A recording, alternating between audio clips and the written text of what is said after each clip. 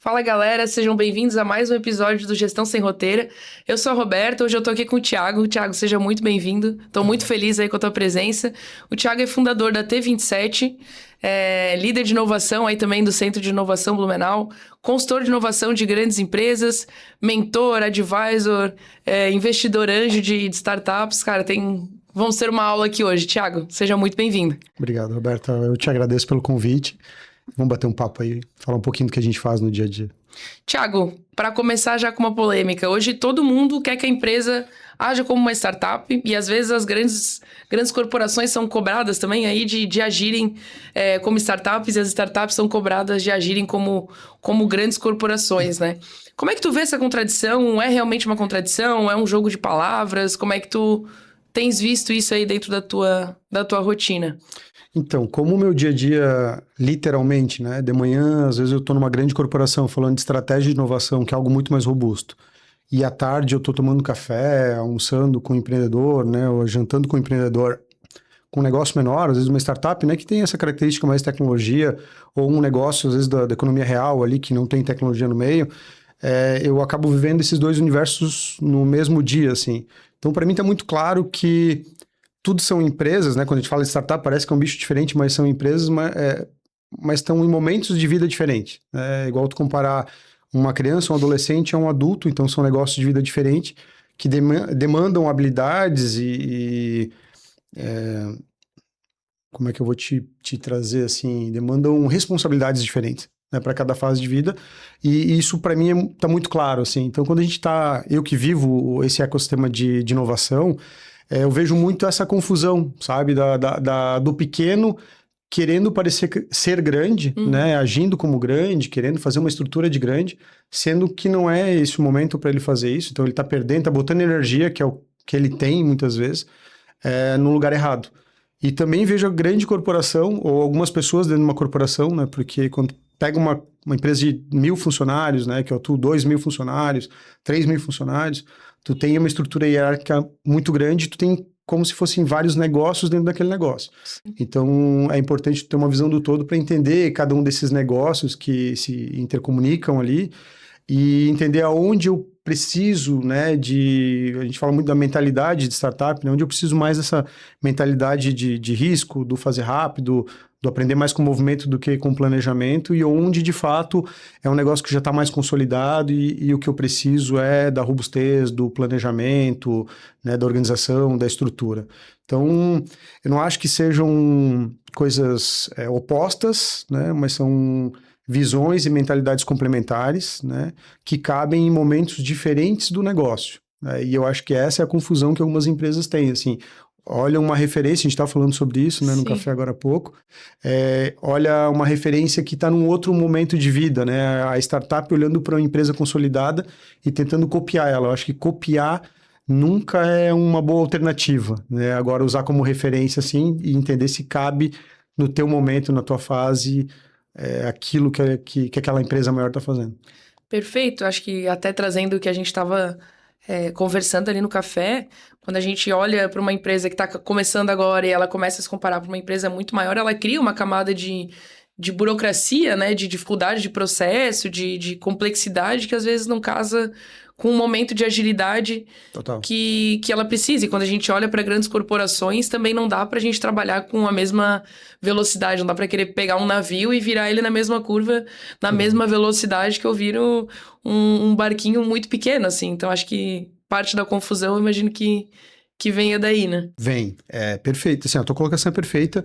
Eu acho que no Brasil a gente tem boas referências de grandes corporações que conseguem agir como startup, né, dentro de partes da estrutura e fazem isso muito bem feito. Quanto da referência, né, do navio, né, do barquinho, né, eu vou levar pro próprio iFood, né, que isso é muito difundido, né? A questão de como eles inovam lá dentro, e eles chamam lá dos jet skis, por exemplo, é muito isso, né? O navio é o iFood, o navio é o core do negócio. O jet ski, ele tem uma característica completamente diferente, então ele é mais ágil, mas ele é mais frágil, né? E essa agilidade e fragilidade são características dele que são importantes para um momento de validação de projeto, de negócio, de novas oportunidades de negócio.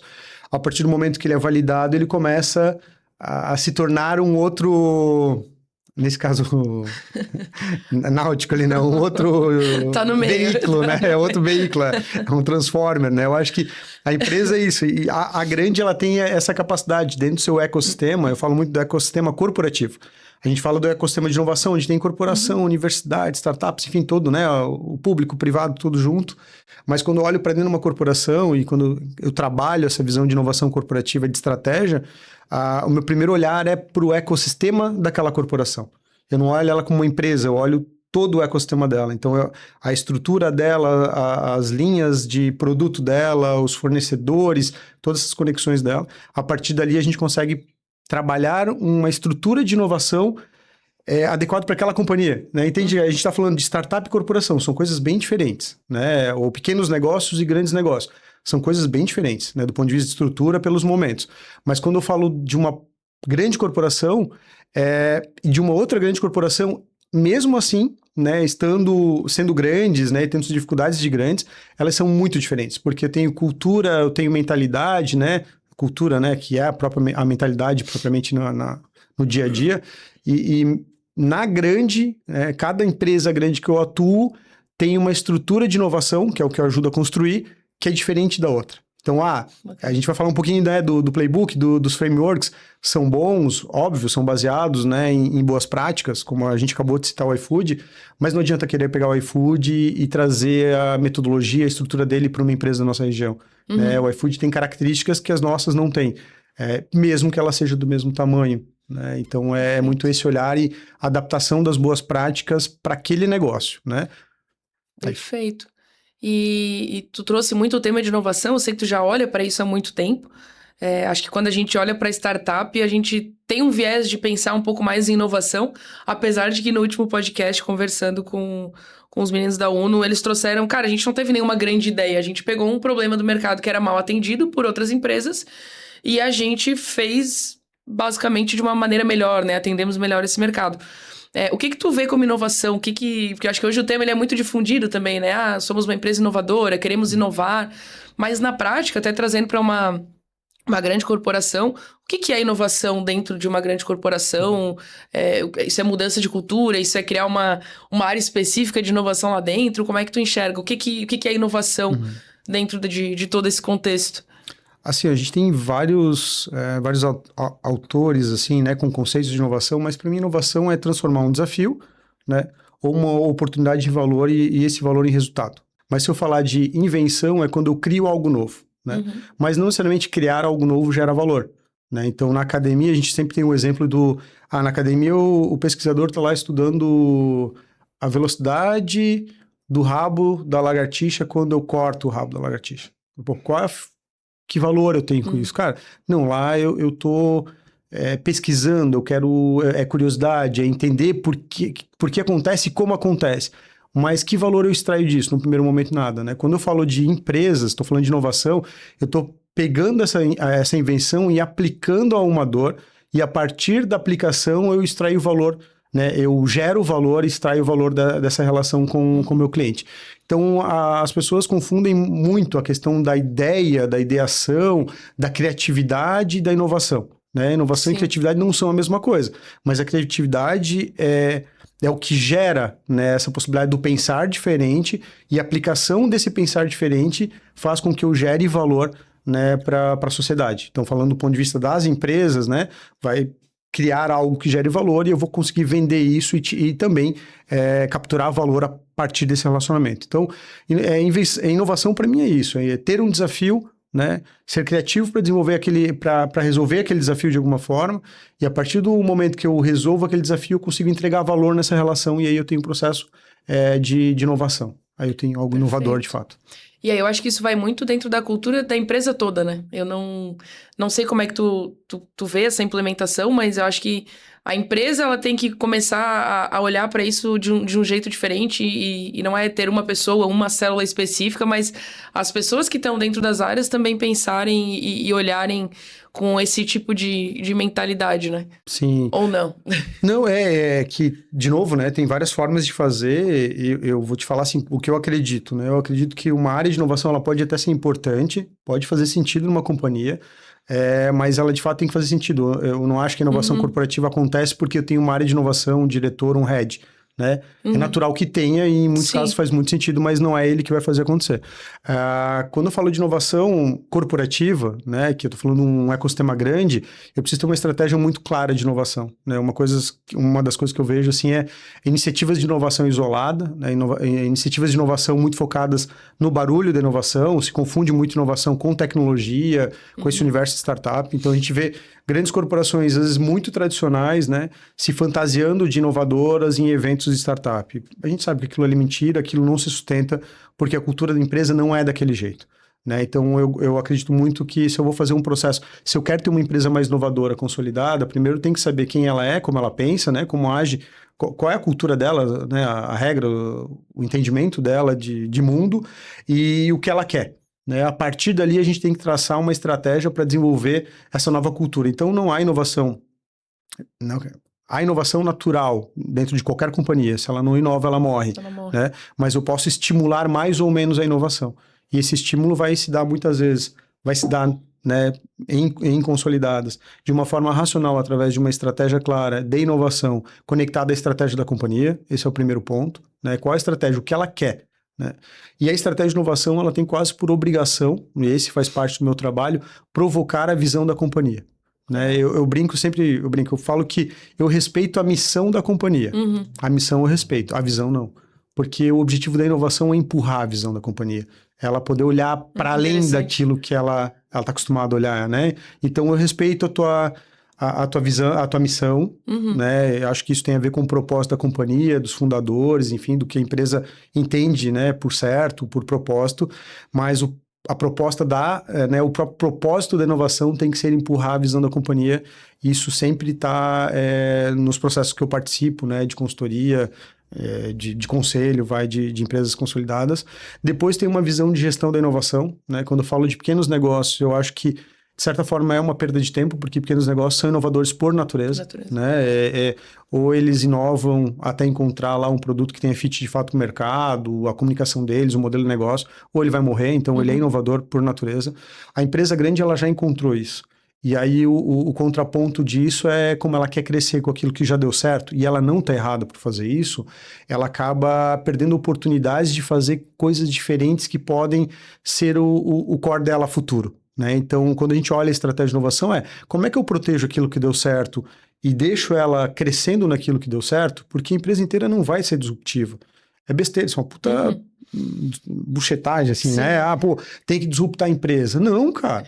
A empresa deu certo, não vai disruptar. Tu vai querer 5.000 colaboradores, se todo mundo quiser inovar todo dia, o dia inteiro também. A Coca continua tendo Coca normal até hoje, entendeu? Sim. Mas tem a Zero. No Japão tem um produto lá que é considerado alimento, que é da Coca, entende? No Japão, que se tem uma cultura, né? Diferente. A Coca se posiciona com produtos que são classificados como hipernutritivos. A Coca como hipernutritivo... Sim, no Japão, não no Brasil. Mas ainda tem a Coca-Cola, né? Ainda tem a Coca-Cola para quem não tá tão preocupado com isso, entende? Então, assim, quando tu olha uma grande empresa, é isso, tu construiu um negócio gigante baseado num produto e aí você vai matar porque começaram a falar que esse produto tende a morrer? Não, você vai continuar crescendo esse produto. Mas você vai olhar outras alternativas. Quando esse produto, de fato, quando a sociedade decidir que não quer mais esse produto, você já está posicionado em outras frentes, entende? Então, o disruptar um negócio está muito, no meu ponto de vista, associado a essa inquietude de querer se reinventar, ou não é nem se reinventar, mas é inventar coisas novas, né? E proteger essa visão de coisas novas do teu negócio core. Porque se você traz essa visão da disrupção para o teu core, você bagunça, você para de crescer. Porque todo mundo quer disruptar o core, mas o teu cliente, ele quer aquilo, né? Então, a gente olha muito isso, assim, proteger e separar as coisas, né? A gente fala de frame, assim, eu gosto muito do conceito dos 3 horizontes de inovação, né? E quando você fala horizonte 1, que é eficiência operacional, é core, né? O negócio atual da empresa, e é curto prazo, tu vai ver ou como core e outra visão de horizonte 1 como curto, né? Horizonte 1, 2, 3 como curto, médio e longo prazo. E eles meio que se casam, assim. Mas quando você olha o Horizonte 1, assim, é muito eficiência operacional. Você tem um negócio, um produto bom que o mercado aceita, o que você vai fazer? Entender como crescer ele e como aumentar a margem dele, né? E eu entendo a eficiência, a excelência operacional como a metade da laranja. Eu conheço esse termo, né, ano passado, num evento de Lean, inclusive. Num evento de Lean em Manufacturing, fui falar de inovação corporativa. E depois de estudar um pouco Lean para falar no evento de Lean, eu falei, cara, vocês são a metade da laranja, né? O Lean não é velho, ele não é ultrapassado. O Lean, ele é consolidado, então ele não tá mais no hype, porque ele faz tanto sentido que ele já é Eu ia falar, padrão. Eu acho que a gente quase que faz um Lean sem chamar ele de Lean, né? Porque quando a gente olha para já é cultura. Para pequenas empresas, voltando um pouco para startup aqui agora, de vai, faz e testa e aprende e volta, e PDCA e afins, a gente tá falando e praticando um Lean sem chamar ele de Lean, talvez, mas... Mas é isso. É, porque os conceitos estão tão já... difundidos, talvez, que você não precisa mais usar o termo, entende? Igual a inovação, assim, a empresa que não tem área de inovação não é inovadora? Não necessariamente, né? Agora, a inovação estar na estratégia, para mim, é fundamental. Agora, né, eu preciso pensar a inovação como algo que faz parte da cultura, né? Como sendo lá uma palavra-chave lá da companhia, né? Nossa, legal. Cara, trazendo um pouco pro teu papel de conselho agora, quando tu tá dentro de alguma grande corporação e quando tu tá no conselho de uma startup ali que tá no comecinho, uma startup bem early stage, o que muda primeiro? É velocidade de decisão? É o tipo de risco que essa empresa tá disposta a assumir? Não é nada disso? Como é que tu... É tudo isso. Ou o que mais além disso, talvez? É tudo isso. É tudo isso. É tudo isso. A única coisa que elas têm em comum é que são feitas de pessoas e existe um número de CNPJ, né? Mas são bichos completamente diferentes. As fases dos negócios exigem, né? Tem desafios diferentes e responsabilidades diferentes. Impactos diferentes. Impactos muito diferentes, né? Outra coisa que eu digo assim, montou uma startup, recém montou. Pô, deu errado. Pô, volta cada um para casa, procura um emprego e paga 10 mil reais lá do empréstimo da ViaCred, né? A cooperativa aqui, que tá nos vendo de fora daqui, né? Mas do banco da cooperativa, né? Paga lá o empréstimo que você fez para comprar os computadores e tá tudo certo. Quando tem uma empresa consolidada, você tem famílias que dependem daquele negócio, né? Tem clientes né, uma base de fornecedores, enfim. A cascata, ela começa... Exato, o impacto é muito maior. Mas a startup é menos, mas não é questão de importância, é questão de impacto, né? Então, porque a startup de hoje é a grande corporação de amanhã, então ela é tão importante quanto no ecossistema empresarial, né? Mas o impacto dela é diferente. O errar no negócio pequeno, eu sei que por mais que falte capital, ele tem um impacto normalmente menor, porque eu consigo adequar isso, né? É o jet ski e o transatlântico, né? O jet ski eu errei, mas eu conserto a rota rapidinho. Transatlântico eu errei, a energia para corrigir a rota é muito maior. Então, sim, tem toda uma responsabilidade, tem uma questão de risco de imagem, né? Que quando tem um negócio pequeno, você pode trocar o nome. Aquela marca, ela ainda não tem tanto valor. Né? A galera se preocupa muito, essa é uma visão que eu tenho, assim, se preocupa muito com relação ao nome, né? Pô, qual vai ser o nome da minha startup, o que ele representa? Cara, eu já vi tanta empresa grande, mas tanta empresa boa e grande, com uma marca forte, que o nome é inicial do sócio, inicial do filho, do papagaio, entende? Então, assim, mas o branding é importante, é super importante, né? Gera valor para a marca, mas não é esse o ponto. O ponto é, eu tenho um produto que atende uma dor. Entende? Então, no primeiro momento, cara, o que tu tem que ter é um produto que atende uma dor. A partir daquilo ali, né, o negócio vai se tornando complexo, ele não pode nascer complexo. É natural que ele vai ficando complexo conforme os desafios vão acontecendo, né? Não dá para ser uma empresa grande com uma estrutura de startup, né? Com a mentalidade de startup, tipo do vamos fazer e vamos ver o que dá. E acho que isso vai muito com o que a gente estava conversando antes também com esse cuidado, tu falou do nome e eu lembrei da nossa conversa de antes de também tomar cuidado de não ficar ali no começo fazendo muita firula, Falei, inclusive, que se eu não cuidar, eu vou por esse caminho, né?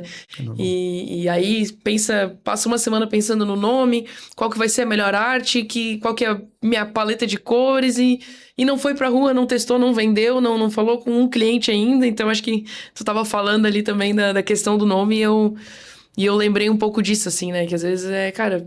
Pega ali, Roberta limitada, vai pra rua e testa. Depois tu vê o que acontece. Depois tu pensa. Pensei nisso agora, assim, ó, mas vale crescer feio do que morrer bonito, entendeu? Tipo, eu acabei de pensar. Eu disse, pô, faço todo um negócio. Eu acabei de inventar, baixou. É, porque assim, pô, entende? Mas não é importante, de novo? Claro que é importante, mas tem momento para cada coisa. No sentido de que, mas tu tá falando que uma boa marca, né, um bom posicionamento, as cores, não vai impactar? Elas vão impactar, mesmo no começo, né? Mas o quanto ela impacta, né, o resultado desse impacto é muito menor do que se eu pensar isso um pouquinho mais para frente, né, e botar essa energia, porque tudo isso é energia, né? É dinheiro, é tempo, enfim, é recurso que você tem que colocar ali.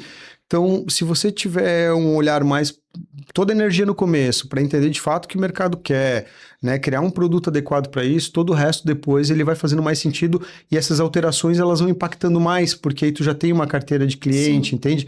Então, assim, é momento, não é certo ou errado, mas o momento quando tu bota energia em uma ou outra ação, ela impacta mais ou menos o teu negócio.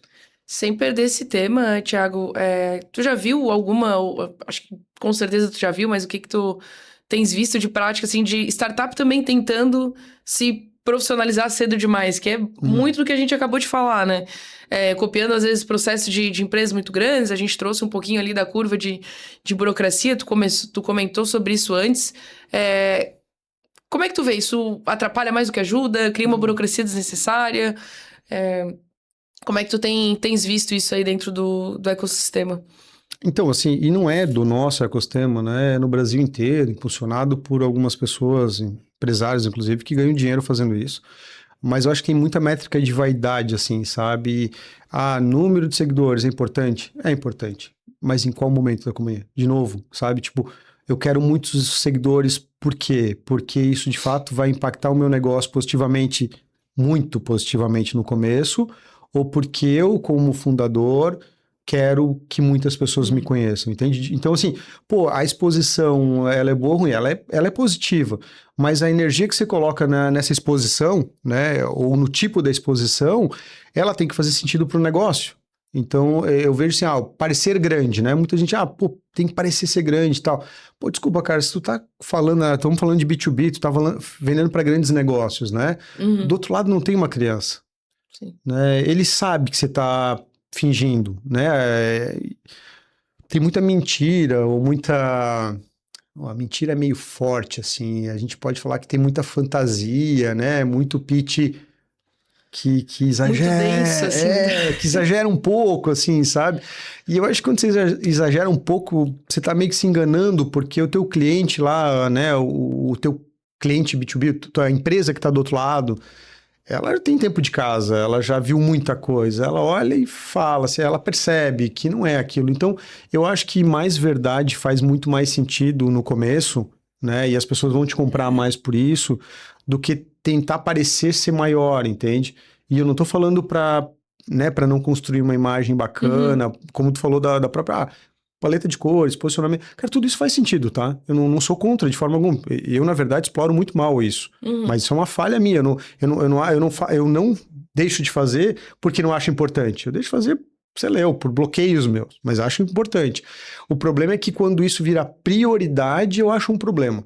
Né? Quando o fundador está mais focado em aparecer porque você vê que ele quer aparecer do que propriamente fazer o negócio acontecer, eu acho que isso é um problema. Né? Quando a gente vê rodadas, né, e de captação de recursos, que é um negócio que faz sentido, mas ela entra cedo demais, se vê um negócio crescer, né, com um produto não validado, isso é um problema.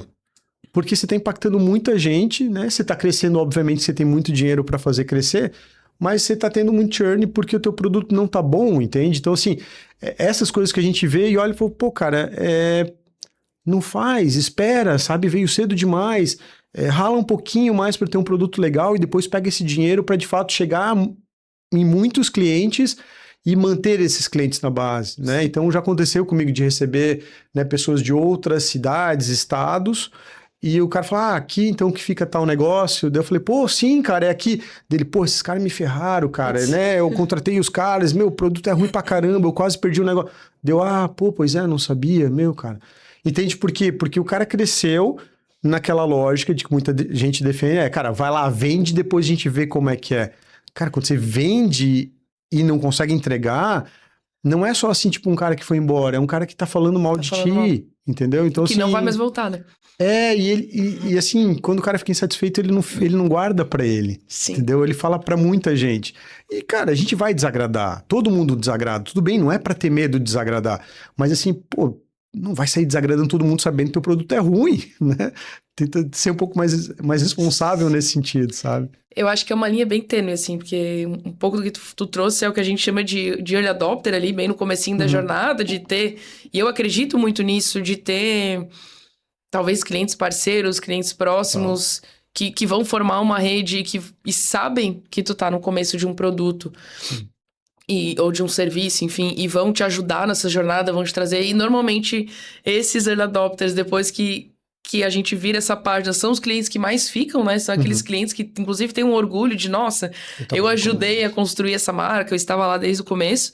É o cliente que mais incomoda, mas é o que mais fala também. Mas também acho que tem o outro lado, o outro viés de também não parecer ali que ninguém sabe o que tá fazendo, que foi exatamente o que tu trouxe, né? Então acho que tem um cuidado, talvez uma linha bastante tênue entre ter essa...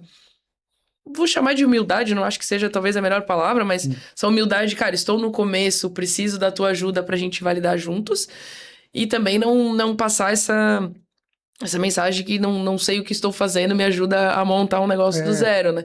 Então, mas acho que sim, porque daí tu chega também numa linha depois de crescimento com uma estrutura muito mais clara, entendendo quem que é teu cliente, como é que tu se comunica com esse cliente, aí talvez esse posicionamento de marca, toda essa construção, ela começa a fazer muito mais sentido, porque tu começa a conversar muito mais também com esse cliente, tu entende muito melhor desse teu perfil, né?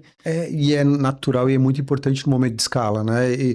Mas quando a gente fala desse cliente parceiro, né, que ele é fundamental porque ele sabe que você está em validação, quando as coisas não acontecerem, porque muitas coisas não vão acontecer, porque é um processo de validação, isso é natural, ele vai entender isso. E talvez ele nem fique como teu cliente e falar, cara, pô, Thiago, obrigado, tentei te ajudar, mas o meu negócio precisa dessa solução e a tua não atende. E aí, legal, tu colheu o máximo de feedback, segue pro próximo. E o problema não é nem a questão de se posicionar quando, né, para crescer. Isso, pô, é óbvio, assim, mas é o se posicionar como quem sabe o que tá fazendo, sendo que você ainda não sabe o que tá fazendo. Então, você tá crescendo o número de problemas. Ah, mas tá crescendo o faturamento. Cara, mas tá saindo muita gente, quer dizer que o teu produto não tá bom. Entende? Isso não é sustentável. E é engraçado porque é quase um contraponto que a gente fala de startup, é isso, pô, botar dinheiro para crescer. E é isso que fez as grandes, né, as nossas referências de startups aqui no Brasil inteiro serem as referências. Pô, cresceram muito, muito rápido. Cara, mas eles tinham um produto. Ah, mas ele não quer dizer que eles não tinham problemas no produto, mas ele tinha um produto que entregava. Ele não tinha um produto com defeito que não entregava, entendeu? E que poderia trazer problemas para os seus clientes, ou que trouxe problemas para os seus clientes. Então, ficou muito marcado, assim, sabe? Essa visita do cara de fora, de falar aqui que fica, e eu, pô, não, é aqui Feliz, que fica. né? Feliz não, é aqui que fica, pô, orgulho pra gente. Pô, cara, os caras me ferraram, não sei o quê. Deu, pois é, cara.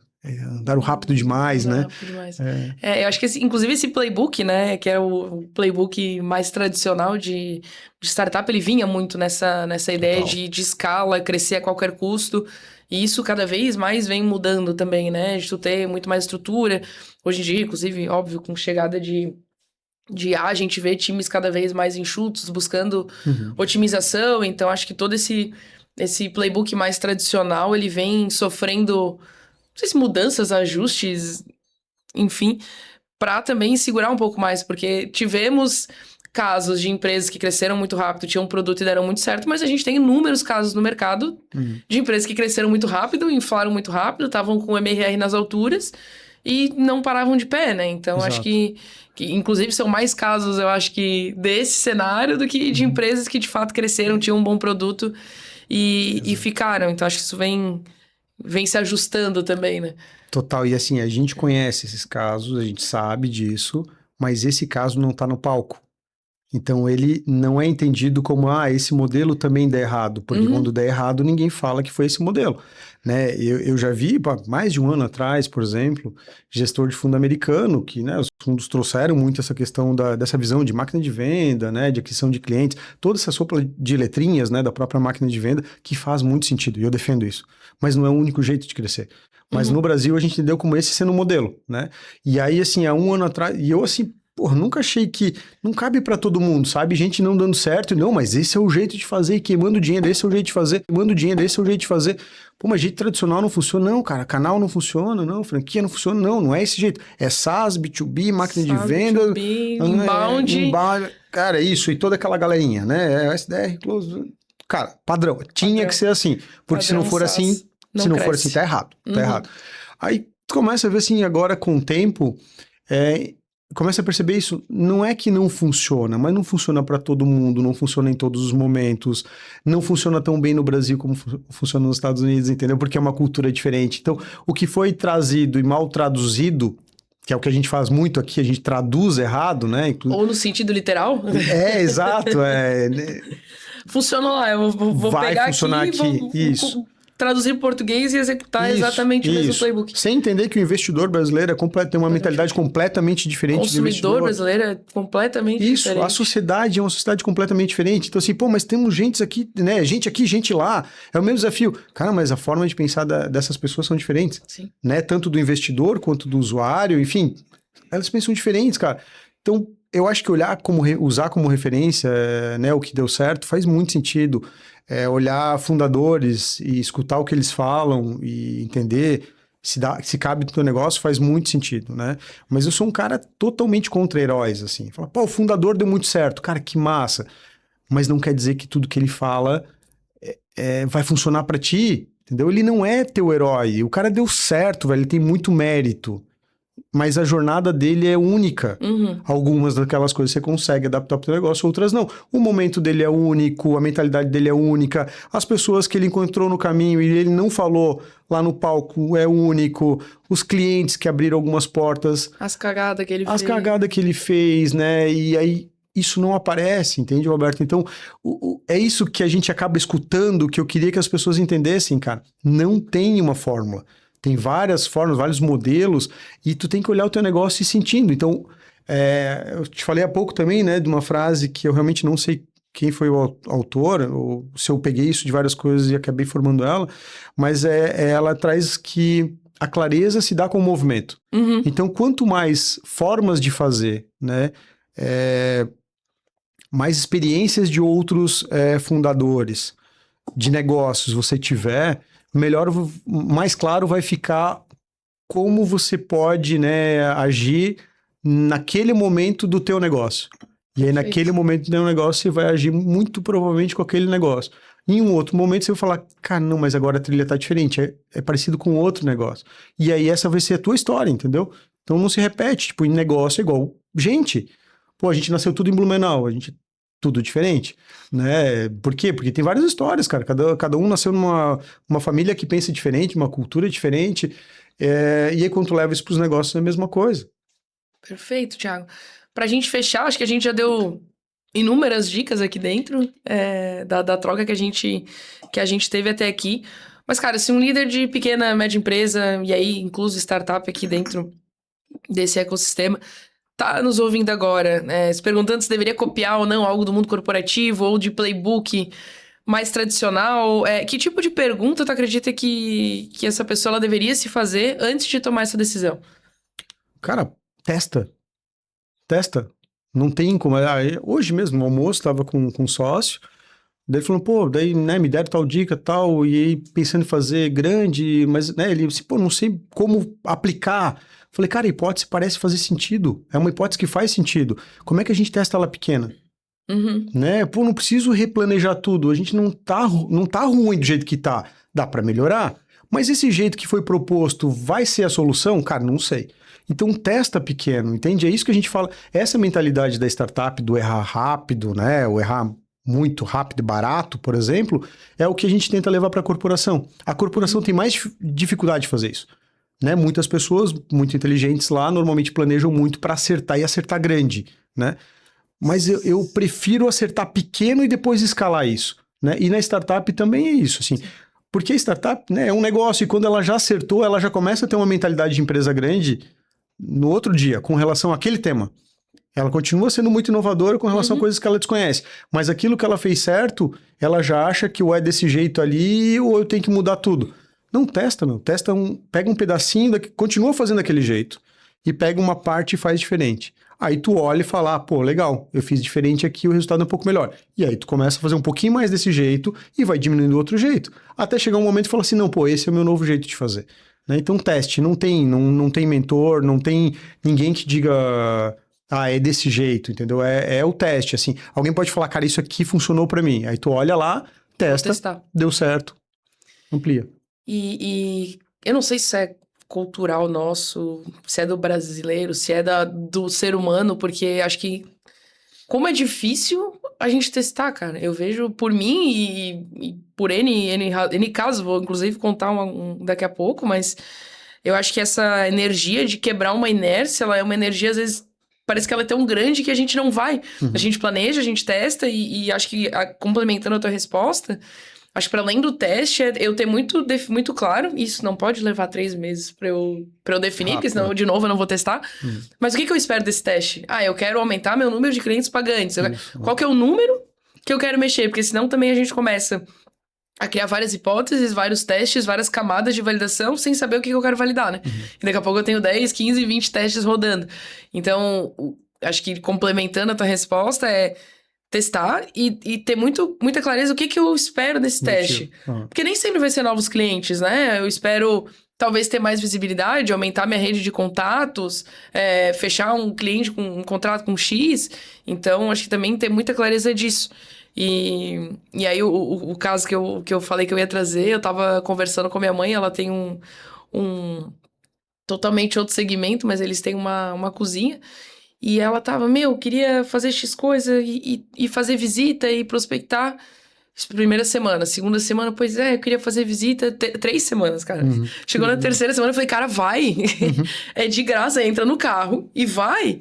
Falei, o máximo que vai acontecer é tu sair, tu visitar 10, 15, 20 empresas, tomar 10, 15, 20 não, e tu voltar pra casa. Eu falei, no máximo. Com uma hipótese validada. Com uma hipótese validada. Exato. Eu falei, cara, vai. Eu falei, meu Deus, faz 3 semanas que tu me manda mensagem falando que tu queria fazer a visita e tu ainda não foi.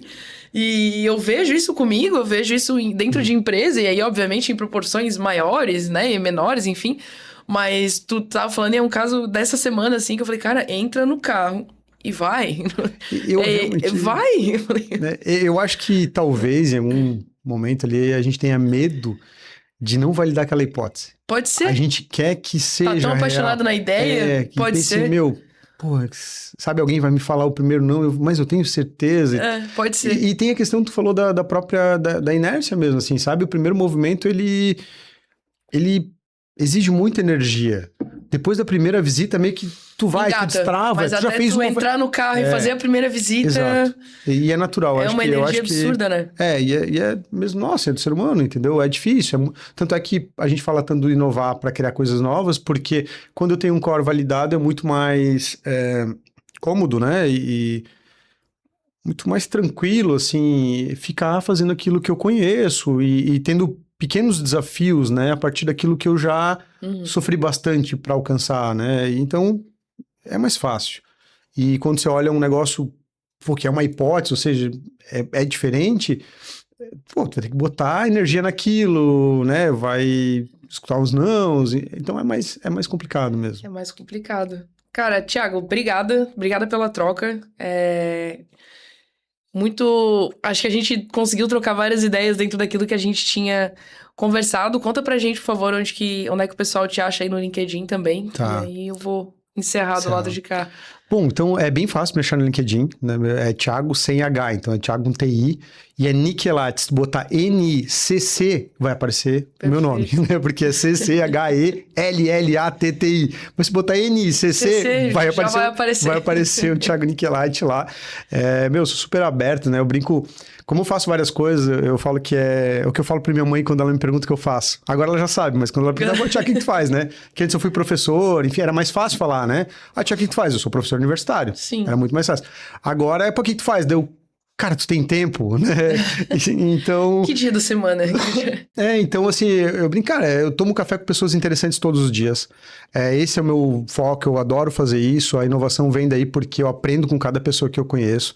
Então, cara, se alguém tem, seja de corporação, de startup, se quiser falar comigo, pô, me adiciona no LinkedIn, manda uma mensagem lá, a gente manda um café, né, toma um café virtual, ou se for daqui da região, toma um café aqui também. Volta e meia eu tô em Floripa, em São Paulo, né, Curitiba, então assim, a gente pode marcar um virtual, depois marca um presencial, já fiz isso algumas vezes também. E é isso, assim, te agradeço pelo convite, eu acho que é sempre bom falar daquilo que a gente vive e acredita, e tô à disposição. Perfeito, galera. Espero que tenham curtido. Esse foi o nosso terceiro episódio. Tivemos uma baita aula aí sobre inovação, grandes corporações, startup, playbook e vários temas aí que a gente passou. Não deixem de se inscrever, dá o likezinho aqui e a gente se encontra aí no quarto episódio, com certeza com mais um grande convidado.